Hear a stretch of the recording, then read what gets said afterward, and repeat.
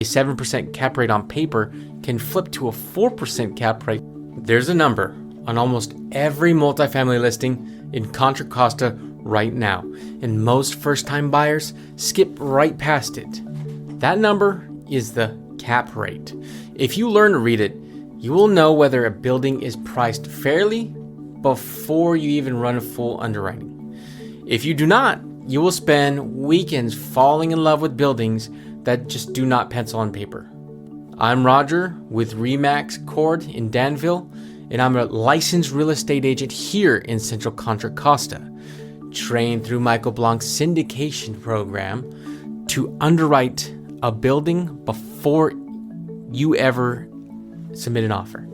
In the next few minutes, I'm going to give you the 3 things a cap rate tells you, the 1 thing it does not tell you that trips up buyers, and how to use it as a fast filter before you spend all day running the numbers. Stay with me. Let me start with the definition. Plain and simple, because this word scares people who have never bought an investment property. A cap rate is a building's net income divided by its price. That is the whole thing. If a building earns $100,000 in net income after expenses and it is priced at $1 million, the cap rate is 10%. If it earns the same $100,000 but it's priced at $2 million, the cap rate is at 5%. The higher the cap rate, the more income you get per dollar of the building you buy. Now let me give you a real Contra Costa example, because that is where you're probably shopping if you're watching this. Right now in Contra Costa, or rather Concord, there's a 10-unit apartment building that is listed for 2.6 with a 6.19 cap rate. That means after the property's operating expenses, it is generating roughly $160,000 in net income per year. There's a 16-unit building in the area that is listed about 3.9 with a 5.74 cap rate. The 10-unit building earns more per dollar of purchase. That tells you something about the rents, the condition, or the seller's expectations of that property. You do not need to know which yet. You just need to know which one starts out with better income per dollar. So here's what the cap rate actually tells you. 1. How the building is priced relative to its income right now. A 6% cap rate means that you're paying roughly $16 for every dollar of annual net income. A 5% means that you're paying $20. The premium you pay for a lower cap rate exists because the market believes that the building will hold or grow in value. You're paying for expected stability. In Walnut Creek, where listings are 1.7 million to 2.9 million, you pay that premium. In Concord, where you can still find inventory near 6% range, you're paying for income, not prestige. 2.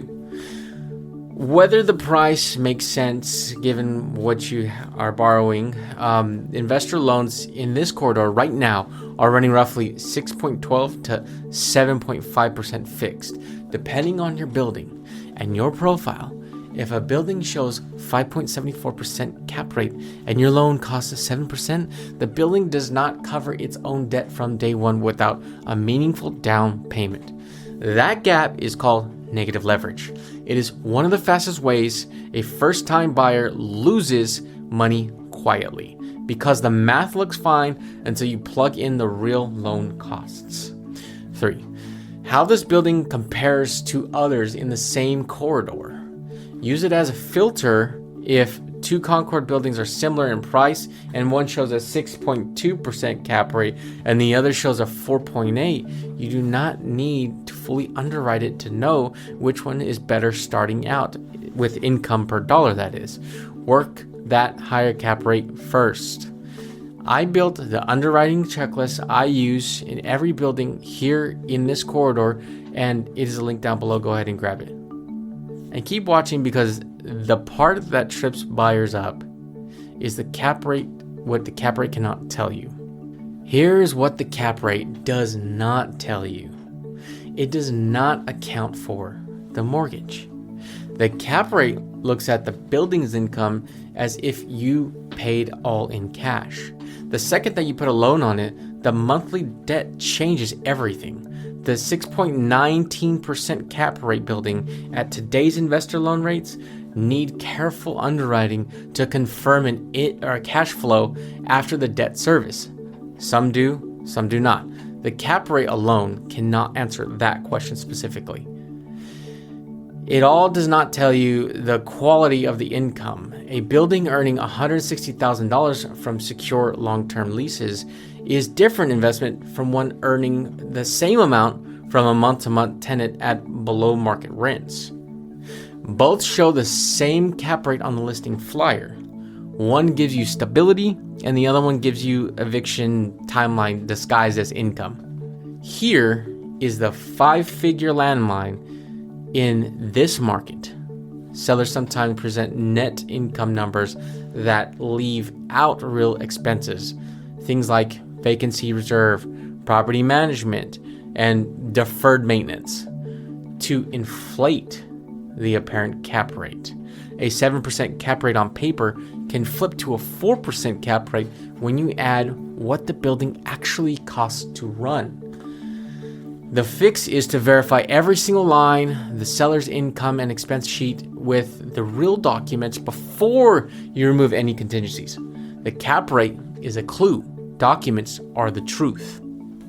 The way I run a first look at a building, and this is the Michael Blanc underwriting talking here in the framework, applied to a small Contra Costa deal, is cap rate first for comparison, then real income and real expenses to verify, then a debt coverage check at today's actual loan rate.